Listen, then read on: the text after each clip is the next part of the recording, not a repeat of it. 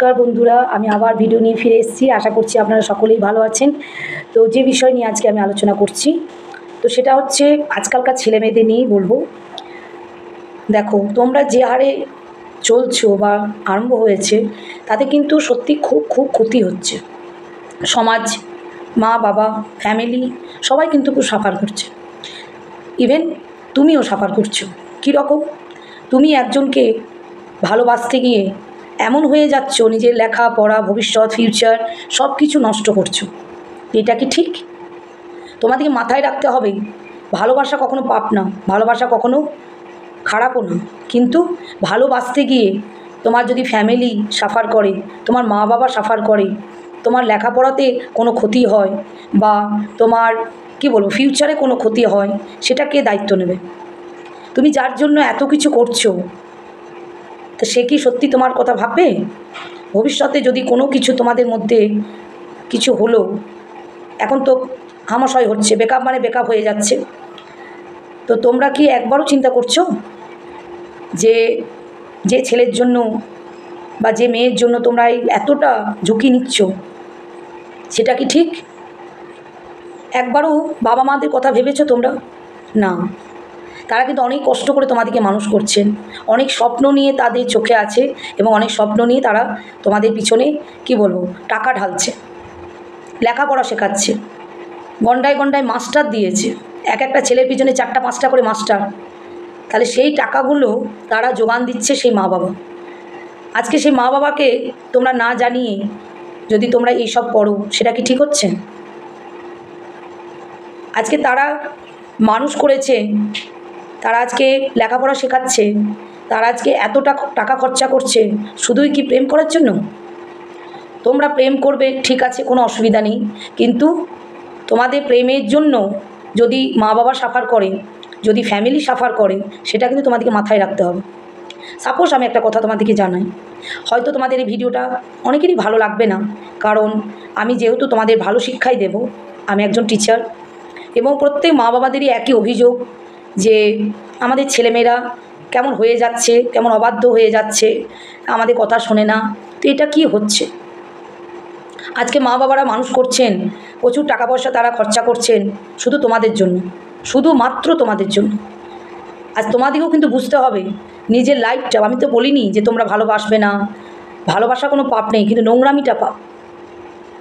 ভালোবাসবে, নিশ্চয়ই বাসবে, কাউকে ভালো লাগতেই পারে, ভালো লাগাটাও কোনো খারাপ কথা না, কিন্তু তোমাকে চিন্তা করতে হবে যে আমার নিজের লাইফটাকে আমি আগে আমি তৈরি করব, আমার ফিউচারটাকে আমাকে আগে দেখতে হবে। আমারই একজন স্টুডেন্ট আমার কাছে পড়তো বেশ বছর আগে, আমার ঠিক মনে নেই কত সাল থেকে তার যখন ব্যাচে ছিল। তো ক্লাস 7 থেকে সে একজনকে ভালোবাসতো। তো ক্লাস 7 থেকে ভালোবাসাটা তার পরিপূর্ণ হলো সে যখন BA first year, second year, third year পাশ করার পর কম্পিউটার শিখলো সে 6 মাস, তারপরেই কিন্তু সে বিয়ে করলো। তাহলে ভাবো, ক্লাস 7 থেকে সে কিন্তু ভালোবাসাটাও রেখেছিল, প্লাস সে কিন্তু পড়াশুনোটাও চালিয়ে গেছে। বিয়ে কিন্তু তাদেরই হয়েছে, দুজন দুজনকেই ভালোবাসত।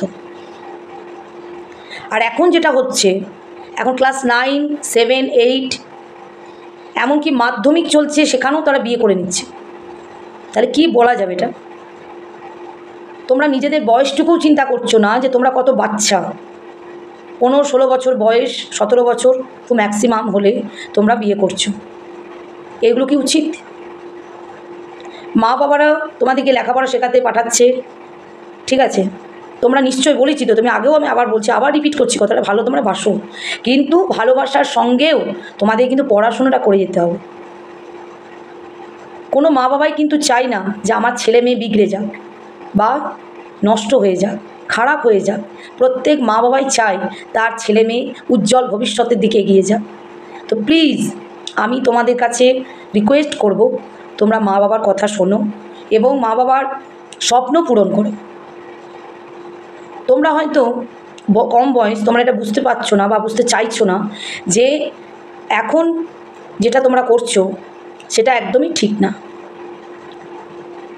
তুমি হয়তো একজনকে ভালোবাসো, মা বাবা জানে না সেটা, বা হয়তো জানে, তো সেক্ষেত্রে তুমি যাকে ভালোবাসো তাকে তুমি পরীক্ষা করো।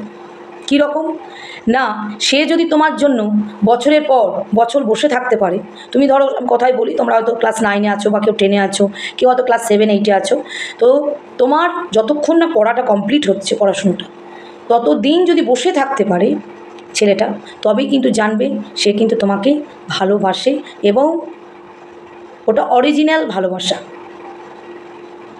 আর এখন যেটা হচ্ছে, ভালো লাগা আর ভালোবাসা কিন্তু এক জিনিস না। ভালো তোমাকে অনেককেই লাগতে পারে, কিন্তু ভালোবাসাটা কিন্তু আলাদা জিনিস। তাই ভালোবাসার জন্য নিজের লাইফ, লেখা পড়া, এমনকি মা বাবা সবাইকে জলাঞ্জলি দেওয়া কোনো দরকার নেই। নিজের জীবনটাকে তোমাকে আগে দেখতে হবে, সবার আগে তোমার জীবনটাকে দেখতে হবে। আমি ছেলে মেয়ে দুজনকেই বলছি। মা বাবা তো আর থাকবে না চিরকাল তোমাদের জন্য, তারা যতদিন আছেন তোমাদের প্রোটেকশন দেবেন এবং তোমাদের জন্য ভাবনা চিন্তা করবেন, তোমাদের টাকা জুগিয়ে যাবেন, কিন্তু ভবিষ্যৎটা তোমাকেই ভাবতে হবে।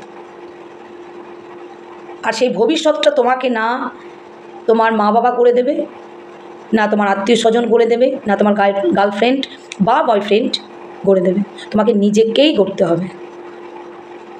তাই আমি তোমাদের থেকে অনেকটা বড়, আমি চাই তোমরা উজ্জ্বল ভবিষ্যৎ তৈরি করো এবং উজ্জ্বল ভবিষ্যতের দিকে এগিয়ে যাও।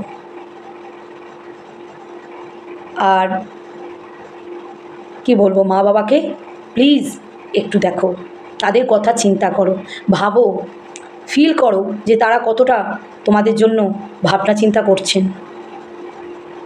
তাই আজকে এইটুকু, তোমরা সকলেই ভালো থেকো, সুস্থ থেকো।